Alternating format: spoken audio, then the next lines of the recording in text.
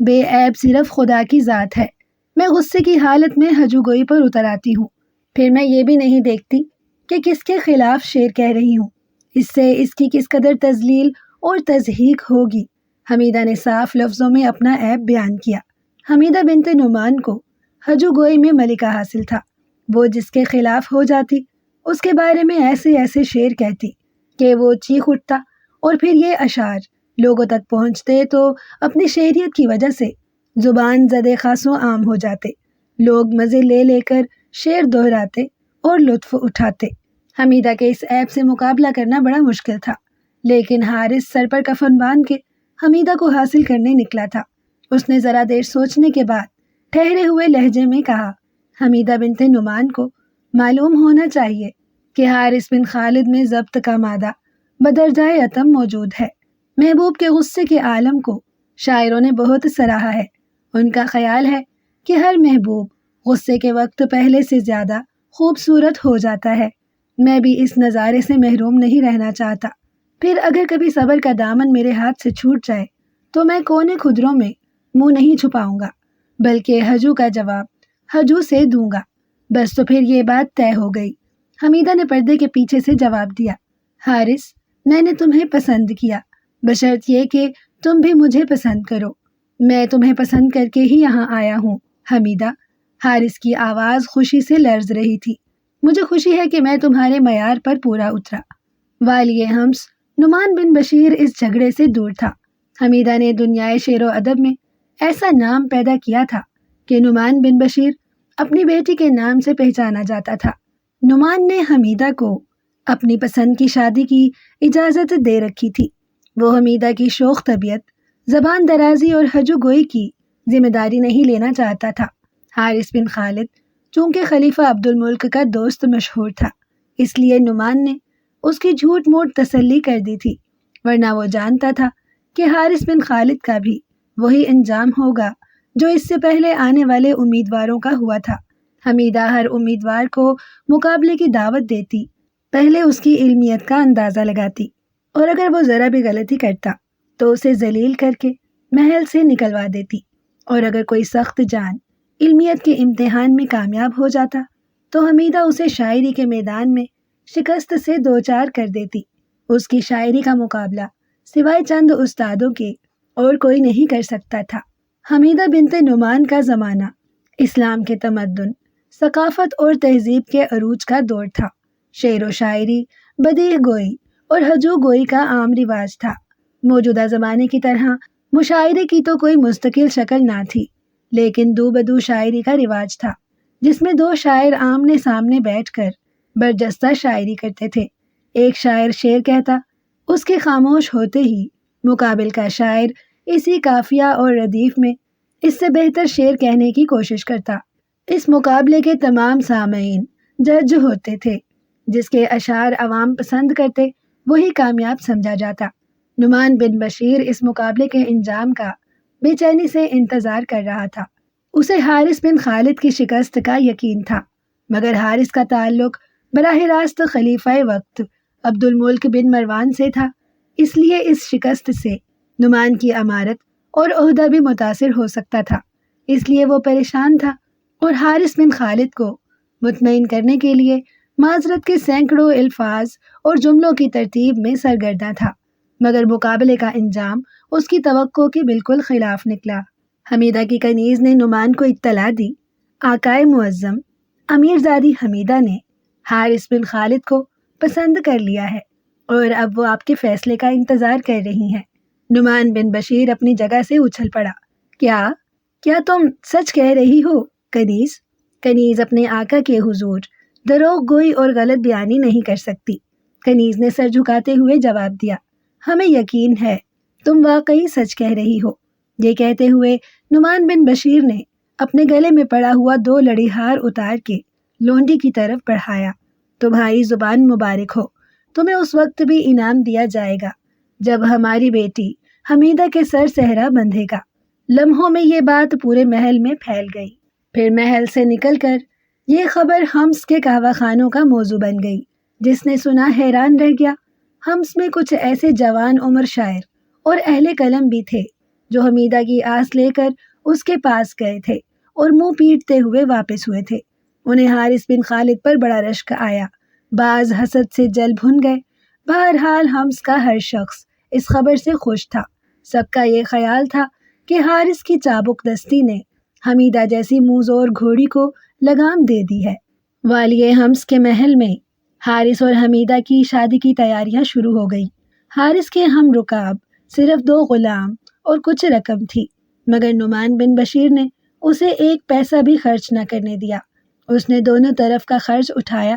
میر منشی نے اپنی خفت مٹانے اور حارث کی خوشنودی حاصل کرنے کے لیے اس کی بارات اپنے گھر سے چڑھائی۔ شاہی محل میں بارات کا شاندار استقبال کیا گیا اور شوخ و شنگ اور اس سے زیادہ زبان دراز حمیدہ شادی کی زنجیروں میں جکڑ کے حارث کے گھر آ گئی۔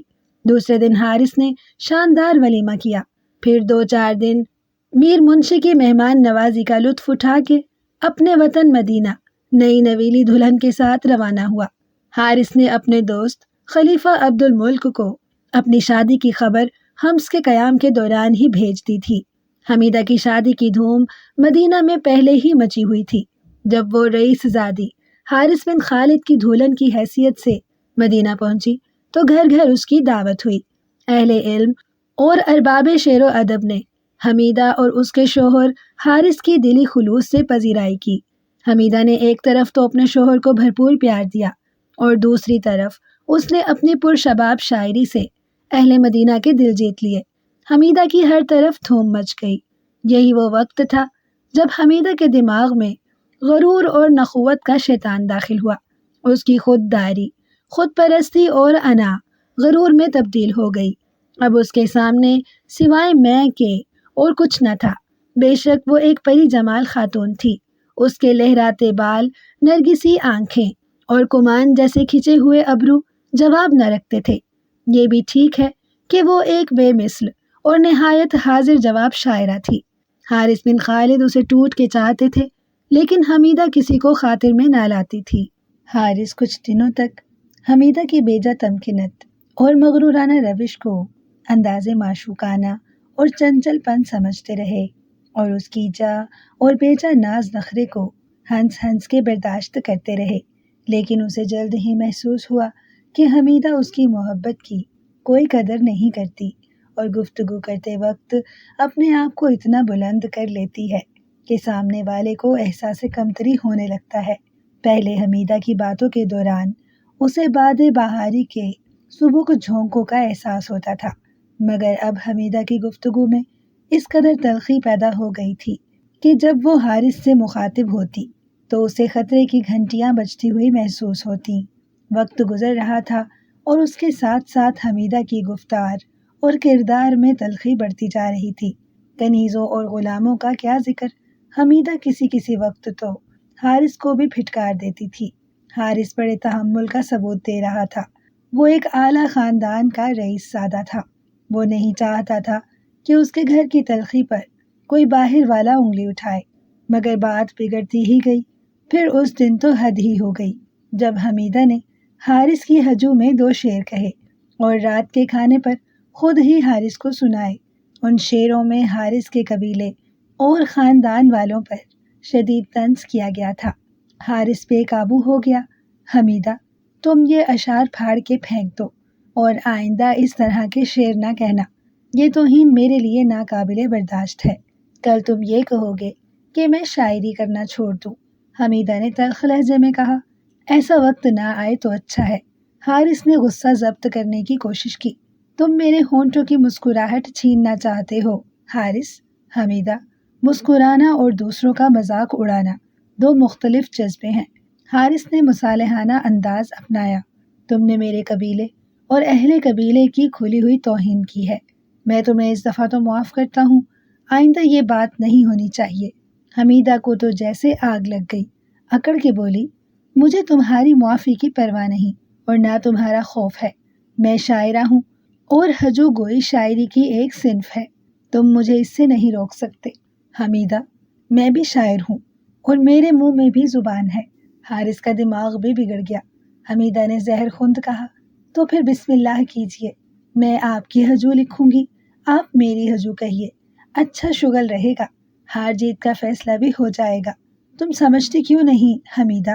حارث نے غصے میں بھی سمجھداری کا ثبوت دیا۔ اس کا نتیجہ ہم دونوں کے حق میں اچھا نہ ہوگا، لوگ ہمارا مذاق اڑائیں گے، ہم سب کی نظروں میں ذلیل ہو کر رہ جائیں گے۔ جگ ہنسائی کا موقع نہ دو حمیدہ۔ حمیدہ کے اشعار پر لوگ جان دیتے تھے، اس کی زبان سے نکلا ہوا ہر شعر لمحوں میں لوگوں میں مشہور ہو جاتا تھا۔ حمیدہ نے حارث کی ہجو میں جو 2 شعر کہے تھے وہ کنیزوں کے ذریعے محل سے باہر پہنچ چکے تھے۔ اس پر ہجو گوئی کا جیسے بھوت سوار ہو گیا تھا۔ اس نے حارث کی تاکید اور منع کرنے کے باوجود ایک پوری نظم حارث کی ہجو میں کہی اور کنیزوں کو سنا کر باہر تک پہنچا دی۔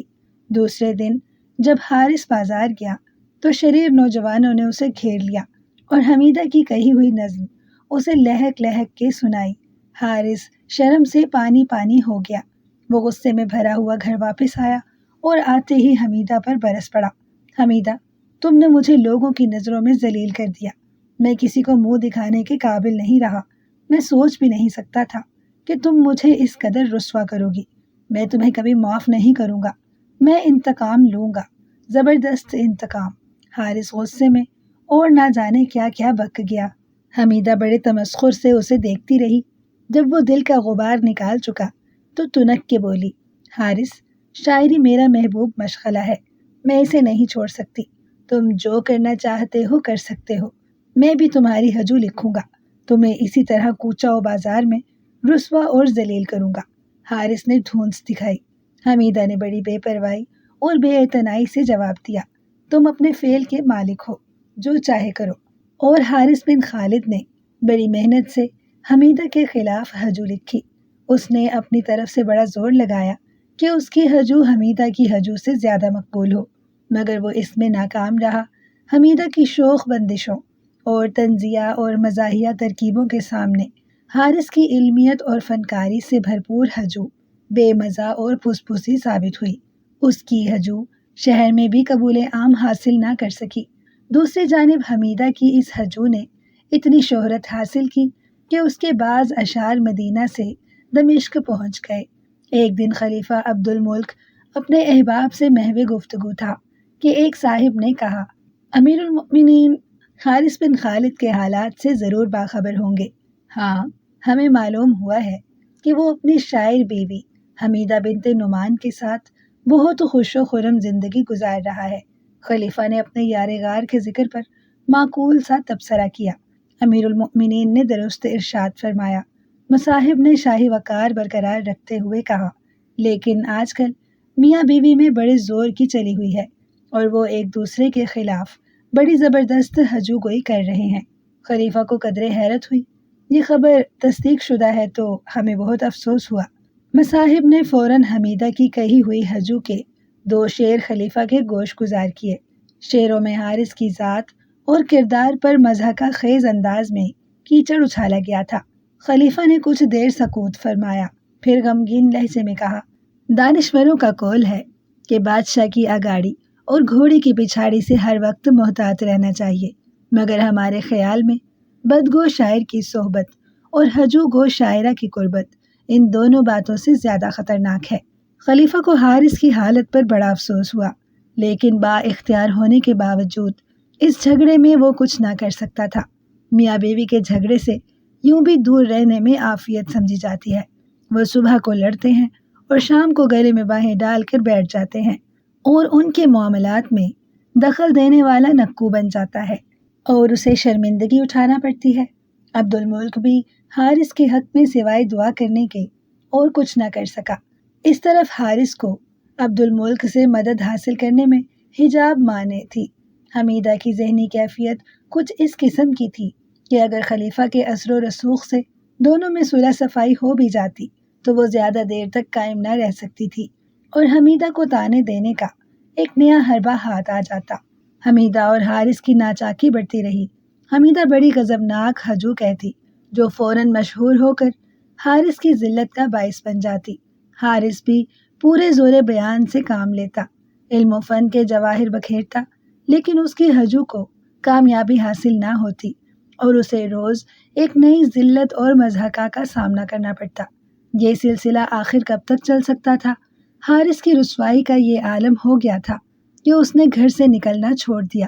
کہتے ہیں کہ صورت پیاری نہیں ہوتی، کام پیارا ہوتا ہے۔ حمیدہ کی صورت تو پیاری تھی، لیکن اس نے اپنی حرکتوں سے حارث کا ناطقہ بند کر دیا تھا، اور آخرکار حارث نے تنگ آ کر حمیدہ کو اس کے باپ کے پاس بھیج دیا۔ حمیدہ اس قدر بدنیت اور بے لگام تھی کہ اس نے شوہر کی محبت کا کوئی پاس نہ رکھا، اور حمص پہنچ کر بجائے اس کے کہ اپنے فعل پر نادم ہوتی، اس نے باپ کو حارث کے خلاف لکھی ہوئی حج میں بڑی فخر سے سنائی۔ غریب باپ صبر کر کے رہ گیا۔ اس کی نظروں کے سامنے حمیدہ کا تاریک مستقبل کھوم گیا۔ حمیدہ حمص پہنچ کر بھی خاموش نہ بیٹھی۔ اس نے وہاں بھی حارث کی طویل طویل ہجویں لکھی، جو نہ صرف حمص میں مشہور ہوئیں بلکہ مدینہ کے کعبہ خانوں تک پہنچ گئیں۔ حارث کا خیال تھا کہ شوہر کی جدائی سے حمیدہ کی عقل ٹھکانے آ جائے گی، مگر اس کی زبان درازی میں اضافہ ہو گیا تھا۔ ادھر حارث کا قبیلہ بہت ناراض تھا۔ حمیدہ ہر ہجو میں اس کے قبیلے کی دل بھر کے برائی کرتی تھی۔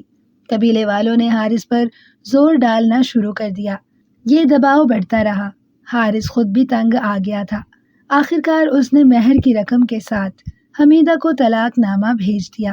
بیٹی کا طلاق نامہ پڑھ کر والی حمص نعمان بن بشیر کے دل سے ایک سرد آہ نکلی، مگر حمیدہ نے ایک کہکہا لگا کر طلاق نامے پر تھوک دیا۔ حمیدہ پر اس طلاق کا مطلق اثر نہ ہوا۔ یوں معلوم ہوتا تھا جیسے اسے شوہر کی پرواہ ہی نہیں ہے۔ اب تو وہ حمص کے محل میں تنہا رہتی۔ اس کی دونوں بہنیں بیاہ کر اپنے گھروں کی ہو چکی تھیں۔ اس تنہائی سے حمیدہ نے پورا فائدہ اٹھایا۔ ہجوگئی چھوڑ کر اس نے اتنی اعلیٰ درجے کی شاعری کی کہ ہر طرف اس کی دھوم مچ گئی۔ بڑے بڑے شاعر اور باکمال حمیدہ سے ملاقات کی خواہش کرنے لگے، مگر وہ حمیدہ کی زبان سے ڈرتے اور قریب آنے سے گھبراتے تھے۔ حمیدہ نے اپنی تنہائیوں میں عرفہ اور اعلیٰ شاعری کے چراغ روشن کر لیے تھے، لیکن اس کے دل کے گوشے روشن نہ ہو سکے۔ ہجر و فراق کی اندھیری اداسیوں میں زہر بھرنے لگا۔ حمیدہ کی ہنستی ہوئی آنکھوں میں حسرتیں تیرنے لگیں، اور حمیدہ کو پھر سے مضبوط بازوؤں کے لمس کا تصور ستانے لگا۔ حارث کی محبت نامعلوم کدھر سے اس کے دل میں در کر آئی، مگر دوسرے ہی لمحے اس کی جھوٹی انا اور خود پرستی راستہ روک کے کھڑی ہو گئی۔ اس نے سر کو ایک خفیف سا جھٹکا دیا، جس حارث کو اس نے کبھی منہ نہ لگایا تھا۔ اب وہ اس کے سامنے کیوں جھکے؟ پھر اب تو وقت بھی نکل چکا تھا۔ شرعی لحاظ سے وہ حارث سے تعلقات استوار بھی تو نہ کر سکتی۔ تنہا راتیں اس کی پھولوں بھری سیج کو کانٹوں سے بھر دیتی تھیں، اور وہ تڑپ تڑپ کر صبح کرتی تھی۔ 1 سال تک تنہائیوں کے کربناک زخم سہنے کے بعد اس کی طرف باد بہار کا ایک چھونکا آیا۔ یہ روح بن زمبا کا اس کے لیے شادی کا پیغام تھا۔ اس پیغام نے حمیدہ کی امنگوں کی سوکھی کھیتی پر ابر نسیاں کا کام کیا۔ نعمان بن بشیر نے پیغام لانے والے کو حمیدہ کے پاس بھیج دیا۔ حمیدہ کی طلاق کی وجہ سے وہ بھی بدنام ہوا تھا۔ اسے ہر وقت دربار خلافت کی طرف سے دھڑکا لگا رہتا تھا۔ حارث خلیفہ وقت کا گہرا دوست تھا، اور اس کی شکایت پر نعمان کے خلاف کسی وقت بھی کوئی غیر متوقع قدم اٹھایا جا سکتا تھا۔ حمیدہ کی کیفیت تھکے ہوئے مسافر جیسی تھی۔ اسے سہارے کی ضرورت تھی۔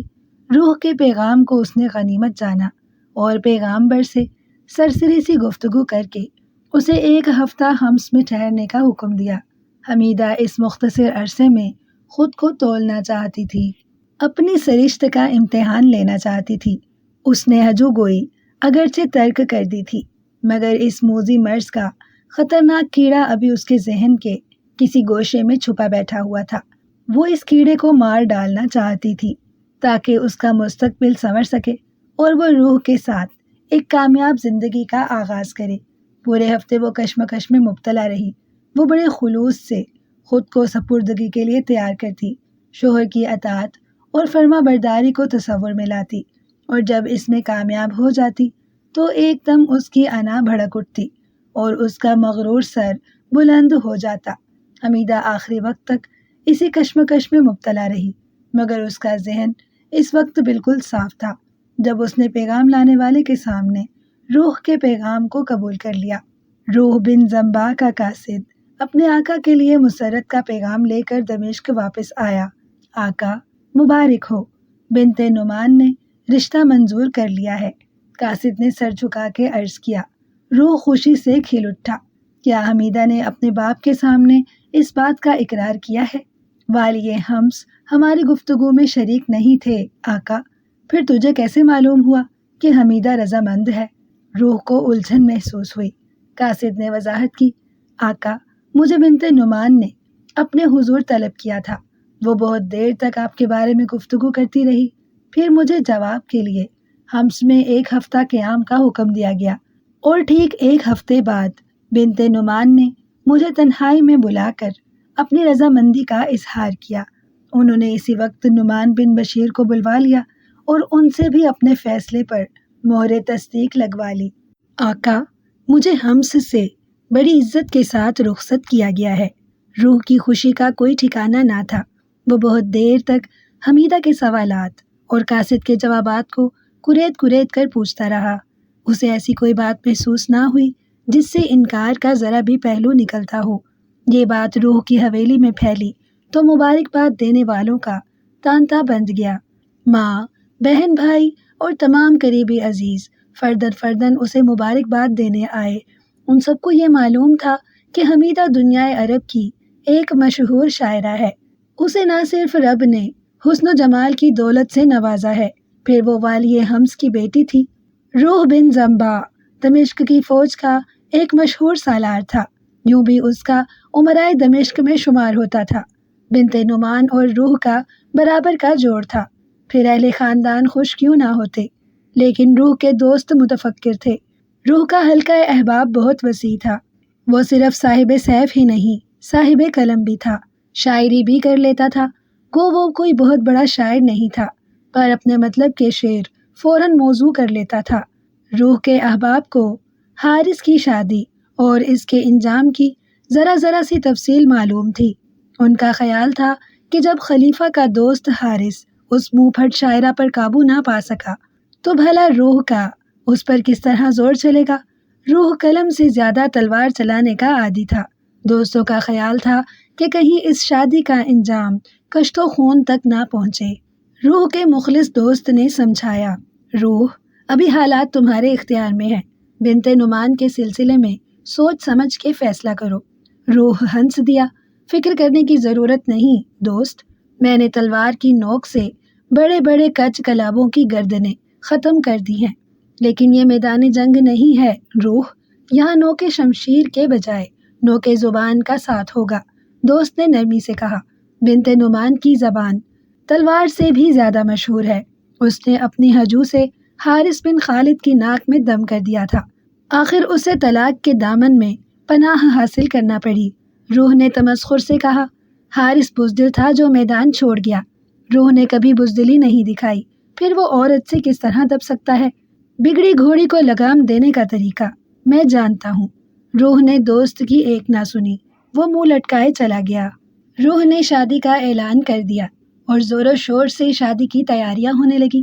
دوستوں نے نصیحت سے ہاتھ کھینچ لیا اور انتظام میں مصروف ہو گئے۔ اسی دوران یہ خبر دربار خلافت تک پہنچ گئی۔ خلیفہ عبد الملک نے اپنے حریف عمرو بن سعید سے نجات حاصل کر لی تھی اور اب وہ بہت مسرور نظر آتا تھا۔ وزیر سلطنت نے ایک دن خلیفہ کو خوش دیکھ کے عرض کی، امیر المؤمنین کا سالار روح بن زمبا شادی کر رہا ہے۔ خلیفہ عبد الملک بڑے خوشگوار موڈ میں تھا، ہنس کے بولا، تمہیں کیوں رشک پیدا ہوا؟ وہ 1 کر رہا ہے، تم 2 کر لو، اس پر بھی صبر نہ آئے تو 4 کر لو۔ وزیر کھسیانہ ہو گیا، امیر المؤمنین، غلام یہ کہنا چاہتا ہے کہ روح بنت نعمان سے شادی کر رہا ہے۔ عبد الملک اشارہ نہ سمجھ سکا، کیا کہنا چاہتے ہو تم؟ تمہارا اس سے کیا تعلق ہے؟ وزیر نے سنبھل کے کہا، امیر المؤمنین، حمیدہ بنت نعمان سے واقف ہیں؟ والی حمص کی اس زبان دراز بیٹی نے اپنے پہلے شوہر حارث بن خالد کی اس قدر ہجو لکھی کہ وہ غریب تنگ آ کر ہمیشہ کے لیے اس سے دستبردار ہو گیا۔ روح سپہ سالار اور ارکان دولت امیہ سے تعلق رکھتا ہے، اس کا انجام بھی حارث سے مختلف نہ ہوگا۔ اچھا تو روح حمیدہ سے شادی کر رہا ہے؟ پھر ایک لمحہ خاموش رہنے کے بعد انہوں نے کہا، کیا روح کو علم ہے کہ حمیدہ ایک بے مثل شاعرہ ہونے کے ساتھ ساتھ اتنی ہی بے مثال ہجوگو بھی ہے؟ جی امیر المؤمنین، روح کو سب کچھ معلوم ہے، پھر بھی وہ اس جہنم میں کود رہا ہے۔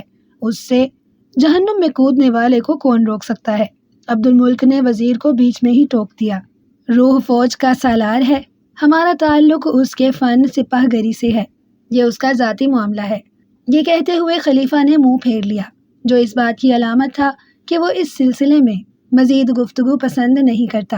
وزیر کا خیال تھا کہ وہ ایک فوجی ملازم کے غلط اقدام کی خلیفہ کو اطلاع دے کر اس کی خوشنودی حاصل کرے گا، مگر بات بالکل الٹی ہو گئی۔ خلیفہ خوش ہونے کی بجائے بے کیف ہو گیا اور وزیر سلطنت چپ چاپ واپس آ گیا۔ روح بڑی دھوم دھام سے بارات لے کر ہمس گیا۔ حمیدہ نے حارث کو جلانے کے لیے دوسری شادی میں خود دلچسپی لی اور مہمانوں کی اس قدر خاطر و مدارت کی کہ دمشق والے دنگ رہ گئے۔ روح کے ساتھ فوجی اور غیر فوجی ارکان دولت کے علاوہ امرائے دمشق کی کثیر تعداد تھی۔ نعمان بن بشیر نے باراتیوں کی شایان شان مہمان نوازی کا فرض ادا کیا اور حمیدہ کو شہزادیوں کی طرح رخصت کیا۔ حمیدہ کی تنہائیوں کا مداوع ہو گیا اور وہ خوشی خوشی رخصت ہو کر دمشق پہنچ گئی۔ دمشق کی عورتوں نے جب نقاب اٹھا کر حمیدہ کا چہرہ دیکھا تو ان پر سکتہ سا طاری ہو گیا۔ انہیں معلوم تھا کہ یہ حمیدہ کی دوسری شادی ہے، مگر حمیدہ تو کھلتا ہوا گلاب اور دمکتا ہوا مہتاب تھی۔ جس نے بھی دیکھا وہ دیکھتا ہی رہ گیا۔ پورے شہر میں حمیدہ کی خوبصورتی کی شہرت ہو گئی۔ شادی کے چند ماہ بڑے سکون سے گزرے۔ روح حمیدہ پر جان چھڑکتا اور حمیدہ اس کی دل جوئی میں لگی رہتی تھی۔ حمیدہ کے بے پناہ حسن نے روح کو بوکھلا کر رکھ دیا تھا۔ کبھی کبھی عورت کا حسن اس کے اور اس کے متعلقین کے لیے عذاب بن جاتا ہے۔ روح کو حمیدہ سے بے پناہ محبت ہو گئی تھی، مگر اس کی بڑھتی ہوئی خوبصورتی نے روح کو شکی بنا دیا تھا۔ وہ گھر میں ہر آنے جانے والے کو شک کی نظروں سے دیکھتا تھا۔ غلاموں کو اس نے زنان خانے میں آنے سے بالکل روک دیا تھا۔ جس کنیز پر اسے ذرا بھی شبہ ہوتا اسے فوراً نکال دیتا۔ اس طرح روح کا خوبصورت اور سجا ہوا مکان کچھ عرصے بعد سونے کا پنجرہ بن کر رہ گیا۔ حمیدہ کو محسوس ہونے لگا کہ روح نے اسے قید کر دیا ہے۔ وہ جب بھی روح سے شکوہ کرتی، روح بڑی خوبصورتی سے ہنس کے ٹال جاتا۔ پھر ایک دن حمیدہ اس کے سر ہو گئی۔ روح، تم نے مجھے قید کر دیا ہے۔ حمیدہ نے احتجاج کیا۔ توبہ کرو حمیدہ، تم تو میرے دل کی ملکہ ہو۔ روح نے بڑے پیار سے کہا، پھر یہ سب کیا ہے؟ غلام اندر نہیں آ سکتا، روز ایک کنیز بدل دی جاتی ہے۔ میں تمہارا شوہر ہوں حمیدہ، کیا تم یہ حق مجھے نہیں دیتی کہ میں تمہاری اور تمہارے حسن کی حفاظت کروں؟ روح کا سوال اب بھی محبت سے پر تھا۔ تم ایک محبت کرنے والے شوہر ہو، تمہیں مجھ پر ہر قسم کا حق اور اختیار حاصل ہے۔ میں تمہاری محبت کی قدر کرتی ہوں، لیکن تم میری حفاظت میں غیر معمولی احتیاط کیوں برتتے ہو؟ میں خود بھی اپنی حفاظت کر سکتی ہوں، میں بچی نہیں۔ تمہیں میرے لیے اس قدر فکر مند نہیں ہونا چاہیے۔ حمیدہ نے اس کی محبت کا جواب محبت سے تو دے دیا، مگر گفتگو میں شکوے کا انداز برقرار رکھا۔ روح اپنی شکی طبیعت سے مجبور تھا۔ اس نے کہا، کیا کروں حمیدہ؟ مجھے تو یہ بھی گوارا نہیں کہ چاند یا سورج کی کرنیں بھی تمہارا چہرہ دیکھیں۔ ہوا کے جھونکوں سے مجھے رقابت کی بو آتی ہے۔ حمیدہ اس قسم کی بے تکی باتوں کی عادی نہ تھی۔ اس کی نازک اور نفیس طبیعت پر روح کی بازاری سی گفتگو بہت گراں گزری۔ اس نے ترشی سے کہا، اگر مجھے سب کی نظروں سے بچانا چاہتے ہو تو ڈبیا میں بند کر کے گلے میں لٹکا لو، پھر کوئی نہیں دیکھ سکے گا مجھے۔ حمیدہ کی تلخی کا یہ پہلا دن تھا۔ یہ نہیں کہ اسے روح سے محبت نہیں تھی، وہ روح پر جان نثار کرتی تھی، مگر اس کی بے جا پابندیاں حمیدہ کو ایک آنکھ نہ بھاتی تھی۔ یہاں نہ بیٹھو، اس جگہ مت کھڑی ہو، ادھر مت دیکھو۔ روح بات بات پر ٹوکا چوکی کرتا اور حمیدہ دل ہی دل میں پیچ و تاب کھا کر رہ جاتی۔ رفتہ رفتہ حمیدہ کے دل میں روح کی طرف سے ایک گرہ سی پڑ گئی اور دل میں مچلتا ہوا لاوا بغاوت بن کر اس کے لبوں پر آ گیا۔ حمیدہ کے لب ایک بار کھلے تو پھر کھلتے ہی چلے گئے۔ پہلے اس نے روح کو نرمی سے جواب دیے، مگر جب روح کے لہجے میں سختی آئی تو حمیدہ بھی پتھر کی طرح سخت ہو گئی۔ بظاہر زیادتی روح کی تھی، اس لیے تمام کنیزیں اور غلام حمیدہ ہی کا ساتھ دیتے تھے اور اسے روح کے خلاف بھڑکاتے بھی تھے۔ اس تو میں نے دونوں کے درمیان ایک خلیج سی پیدا کر دی جو وقت کے ساتھ بڑھنے لگی۔ جب دونوں میں چھڑتی، اینٹ کا جواب پتھر سے دیا جاتا اور خوب ترکی بترکی سوال و جواب ہوتے، مگر اب تک نہ تو حمیدہ نے زبان کی تلوار بلند کی تھی اور نہ روح نے گالی گلوچ کا سلسلہ شروع کیا تھا۔ دن بھر دونوں طرف سے طنز کے تیر چلتے اور شام ہوتے ہی وہ گلے لگ جاتے۔ ایک ساتھ کھانا کھایا جاتا اور وہ اچھے میاں بیوی کی طرح رات گزارتے تھے۔ پھر ایک دن حمیدہ کی بدقسمتی سے، یا پھر حمیدہ اور روح دونوں کی بدقسمتی سے، روح کے بھانجے کی سالگرہ کی تقریب ہوئی۔ روح کی بہن کا گھر چھوٹا تھا، اس لیے حمیدہ کی اجازت سے تقریب کا اہتمام روح کی حویلی میں کیا گیا۔ اس تقریب میں روح کے دور نزدیک کے سب ہی عزیزوں کو مدعو کیا گیا تھا۔ روح کا تعلق قبیلہ بنی جذام سے تھا۔ اس وقت جذام قبیلے کے عرب اپنے آپ کو بادشاہ یا شہزادہ کہتے تھے اور اس پر فخر کرتے تھے۔ روح چونکہ جذام قبیلے کا فرد تھا، اس لیے یمن کے بڑے بڑے بادشاہ زادے اس تقریب میں آئے تھے۔ جس وقت یمن کے یہ بادشاہ زادے محفل میں آنا شروع ہوئے تو حمیدہ نے اپنی عادت سے مجبور ہو کر تاک جھانک شروع کر دی۔ حمیدہ میں یہ بری عادت روح کی سخت گیری اور بیجا پابندیوں کی وجہ سے پڑ گئی تھی۔ روح اسے غیر مردوں کی نظروں سے بچانے کی جس قدر زیادہ کوشش کرتا، اسی قدر حمیدہ میں مردوں کی صورت دیکھنے کی خواہش میں اضافہ ہوتا گیا، اور پھر یہ اس کی عادت سی بن گئی۔ روح مہمان نوازی میں مصروف تھا، لیکن اس کا شکی ذہن زیادہ تر حمیدہ کی طرف ہی لگا ہوا تھا۔ حمیدہ اس کی طرف سے بے پرواہ ہو کر ایک کھڑکی سے مہمانوں کو آتے جاتے دیکھ رہی تھی اور کنیزوں سے ہنس ہنس کے ان پر تبصرہ کر رہی تھی۔ اچانک روح کی نظر اس پر پڑ گئی اور اس کے ساتھ ہی وہ جذبات رکابت سے جل اٹھا۔ وہ تیزی سے کمرے میں آیا اور غصے سے کھلی ہوئی کھڑکی کو بند کر دیا۔ حمیدہ کو اس کا یہ رویہ سخت ناگوار گزرا۔ اس نے تلخ لہجے میں کہا، روح، یہ کیا حماقت ہے؟ آخر تم کیا چاہتے ہو؟ روح پہلے ہی بھرا ہوا تھا۔ اس نے چیخ کے کہا، تمہیں معلوم ہے میرے قبیلے جذام کے تمام بڑے بڑے سردار اس محفل میں موجود ہیں، انہیں تانکتے جھانکتے ہوئے تمہیں شرم نہیں آتی؟ روح کے اس اظہار سے حمیدہ کی فطری شوخی اود کر آئی اور رگ ظرافت پھڑک اٹھی۔ اس نے بڑے تمسخر سے کہا، اے قبیلہ جذام کے میرے شوہر نامدار، جب مجھے تم سے جائز تعلق رکھنا دل سے گوارا نہیں تو پھر تمہارے قبیلہ جذام کے کسی دوسرے فرد سے ناجائز تعلق کس طرح گوارا کر سکتی ہوں؟ حمیدہ کے اس برمحل اور سخت جواب سے روح ہکا بکا رہ گیا۔ حمیدہ نے کنیزوں کی موجودگی میں اسے ذلیل کر کے رکھ دیا تھا۔ روح کو کوئی جواب نہ سوچا اور وہ خون کے گھونٹ پیتا واپس چلا گیا، مگر اس دن سے دونوں کے درمیان کی خلیج ناقابل عبور ہو گئی تھی۔ روح نے اس سے بات کرنا تک چھوڑ دی اور دوسرے کمرے میں سونے لگا۔ حمیدہ انتظار کرتی رہی کہ شاید روح کا غصہ ٹھنڈا ہو جائے، وہ پھر پہلے کی طرح زندگی گزارنے لگے، لیکن روح نے اپنا رویہ سخت کر لیا اور اس کی طرف بالکل توجہ نہ دی۔ حمیدہ ایک بار پھر تنہا رہ گئی، اس کی اداسیاں لوٹ آئیں۔ اس نے اپنے وقار سے گر کر بھی مصالحت کی کوشش کی، لیکن روح کا دل صاف نہ ہوا اور کھچاؤ بڑھتا ہی گیا۔ حمیدہ دل برداشتہ ہو گئی اور اس میں بغاوت کا جذبہ پیدا ہو گیا۔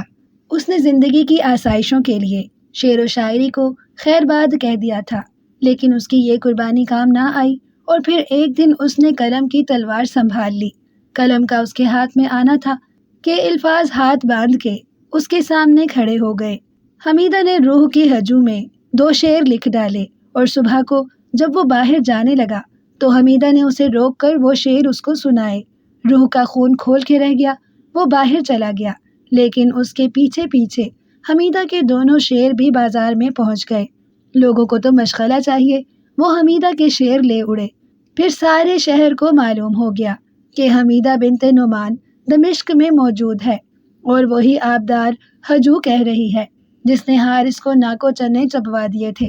روح بھی ذی شعور اور پڑھا لکھا انسان تھا، شعر کہنا وہ بھی جانتا تھا، چنانچہ اس نے بھی اپنی ہجو کے جواب میں حمیدہ کے خلاف 2 شعر کہے اور اس میں حمیدہ سے زیادہ زہر اگلا اور کیچڑ اچھالا۔ روح نے ان شعروں کو کئی بار پڑھا، پرکھا اور کاٹ چھانٹ کی۔ جب پوری طرح مطمئن ہو گیا تو اس نے حمیدہ کو آواز دی۔ حمیدہ اس کی آواز پر چونک پڑی اور سوالیہ نظروں سے اپنی کنیز کو دیکھا۔ آقا آپ کو یاد فرما رہے ہیں، کنیز نے تصدیق کی۔ حمیدہ آہستہ قدم اٹھاتی ہوئی روح کے قریب پہنچی۔ مجھے یوں محسوس ہوا ہے کہ تم نے مجھے آواز دی ہے، حمیدہ نے بڑے غرور سے کہا۔ ہاں، میں نے آواز دی ہے، مگر تم تو بات کرنا بھول گئے تھے۔ میرے منہ میں بھی زبان ہے حمیدہ، روح نے اسے گھورا۔ حمیدہ مسکرائی۔ چلو یہ اچھا ہوا، 15 دن سے زیادہ تمہاری زبان پر جو تالے پڑے ہوئے تھے میرے 2 شیروں نے کھول دیے۔ تمہیں میرا شکر گزار ہونا چاہیے، تمہیں بھی میرا شکر گزار ہونا چاہیے، کیونکہ جن غلیظ الفاظ میں تم نے میری اور میرے قبیلے کی ہجو کہی تھی، انہی الفاظ میں نے تمہاری تعریف کی ہے۔ روح نے جل کے کہا۔ اچھا، تو تم نے ہجو لکھی ہے؟ ہاں لکھی ہے، اور ڈنکے کی چوٹ پر لکھی ہے۔ تو پھر جاؤ، لوگوں کو سناؤ اور مجھے ذلیل کرو۔ پہلے تمہیں سناؤں گا، میرے منہ سے تعریف سننا چاہتے ہو؟